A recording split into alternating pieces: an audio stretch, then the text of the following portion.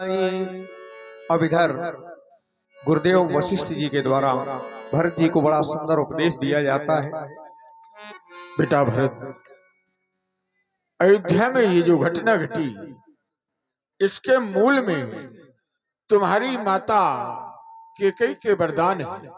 तुम्हारे पिता के पास धरोहर रूप में 2 वरदान थे, जिसे कैकेयी ने प्राप्त किया। प्रथम में तुम्हारे लिए अयोध्या का राज और दूसरे में श्री राम को 14 वर्षों का वनवास। महाराज श्री राम के वियोग को सह नहीं पाए और श्री राम के विरह में महाराज ने अपने प्राणों का त्याग कर दिया। लेकिन इसमें कैकेयी को भी दोष दिया जाए तो ये भी अनुचित है, क्योंकि ये तो भाग्य का विषय है। सुनहु भरत, भाभी प्रबल, ये भाभी बड़ी प्रबल है और ये 6 बातें विधाता के हाथ में हैं। हानि लाभ, जीवन मरण, जस अपजस विधिहान। हान और लाभ, जन्म मृत्यु, यश अपयश, ये 6 बातें ब्रह्मा के हाथ में हैं। बेटा भरत, हम चाहते हैं कि तुम इस शोक का त्याग करो, क्योंकि तुम्हारे पिता किसी भी प्रकार से सोचने योग्य नहीं है। संसार में कुछ प्राणी सोचने योग्य हैं। सोचिए, विप्र वेद विहीना तज निज धर्म विषय लेना। वह ब्राह्मण सोचने योग्य है जो वेदों के विपरीत आचरण करता हो, अपने धर्म का त्याग कर चुका हो। सोचिए नृपत, जो नीत न जाना जाहि न प्रजा, प्रिय प्राण समाना। वह क्षत्रिय सोचने योग्य है जो नीत को नहीं जानता और जो अपनी प्रजा का पुत्रवत पालन नहीं करता। संसार में वह वैश्य भी सोचने योग्य है जो कृपण हो एवं भगवान शंकर का भक्त न हो। सोचिए शूद्र, विप्र अवमानी, मुखर मान प्रिय ज्ञान गुमानी। संसार में वह शूद्र भी सोचने योग्य है जो ब्राह्मण का अपमान करता हो, जिससे अपने ज्ञान का अहंकार हो। संसार में वह नारी भी सोचने योग्य है जो कुटिल हो, कलह प्रिय हो और इच्छाचारिणी हो। संसार में वह ग्रही सोचने योग्य है जो मोह के वशीभूत होकर के अपने कर्म का त्याग कर देता है। संसार में वह जति सोचने योग्य है जो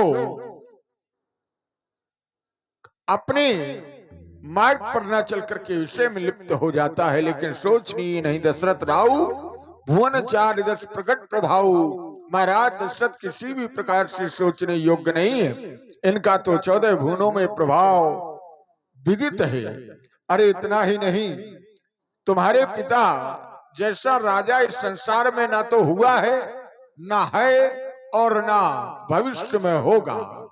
विधि हरिहर सुरपति दिशनाथा और सब वर्णय दशरथ गुण गाथा। ये सभी तुम्हारे पिता का गुणानुवाद कर रहे हैं। लाल, राम ने पिता की आज्ञा मान करके 14 वर्षों की वन यात्रा प्रारंभ किया। तुम भी अपने पिता की आज्ञा को सिरोधार करते हुए अयोध्या का राज्य ग्रहण करो, क्योंकि राज्य का वही अधिकारी होता है जिसे पिता राज्य प्रदान करे, और ये राज्य तुम्हारे पिता ने तुम्हें प्रदान किया है। इसलिए अयोध्या का राज्य ग्रहण करो।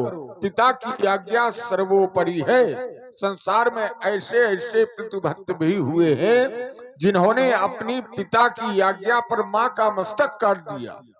परशुराम पितु आज्ञा राखी, मारे मातु लोक सब साखी। तनय जजाति जोवन दयो, पितु आज्ञा अग अजस्न भयो। यहाँ तक कि अनुचित उचित विचार तज, जे पालहि पितु बैन, ते भाजन सुख सुयश के वसहि अमर पतियन। इसलिए अयोध्या का राज्य ग्रहण करो। मुझे मेरे गुरुजी ने अच्छी शिक्षा दी है। सारी प्रजा एवं सभी मंत्रियों का यही मत है कि राजा मुझे बनना चाहिए, परंतु मेरा हृदय तो श्री राम जी के चरणों में है। अतः आप सभी लोग मेरी प्रार्थना सुने। राज्य नहीं गुरुजी, दीजिए यह वरदान, मैं अटल रहूं सद्धर्म पर, हृदय रहे बलवान। नहीं चाहता बड़ा बनूं, रहने दो छोटा ही मुझको। शासन का अनुशासन मत दो, करने दो सेवा ही मुझको। क्योंकि स्वामी उसका बनना अच्छा, जो स्वामी पद के लायक हो। सेवक का स्वामी बनना तो अनुचित ही नहीं कलंकित है। अगर आप हठपूर्वक मुझे यह राज्य देंगे तो ये सारी पृथ्वी रसातल को चली जाएगी। अगर आपकी आज्ञा हो तो मैं आपसे एक विनती करना चाहता हूँ। कहो। मैं अपने प्रभु के पास जाना चाहता हूँ और उन्हें मना करके अयोध्या वापस लाना चाहता हूँ। क्या आज्ञा है आपकी? बड़े उत्तम विचार है। अगर तुम अपने व्यक्तित्व धर्म का पालन करते हुए श्री राम से मिलने के लिए चलना चाहते हो तो हम इसमें सामर्थ्य, हम चाहते ये हैं कि अकेले नहीं, अयोध्या की जो भी समाज भरत के साथ श्री राम से मिलने के लिए चलना चाहे, सुमंत जी नगर में ये सूचना करवा दी जाए। वो प्रातः काल तैयार हो जाएंगे और नगर को सेवकों के हाथों में सौंप करके हम सभी वन की ओर प्रस्थान करेंगे।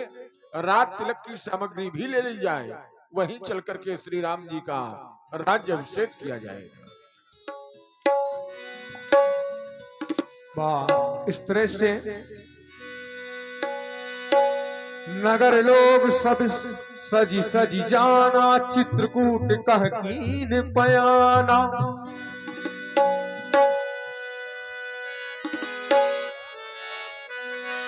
भारत चली चित्रकूट हो रामा, राम को मनाने।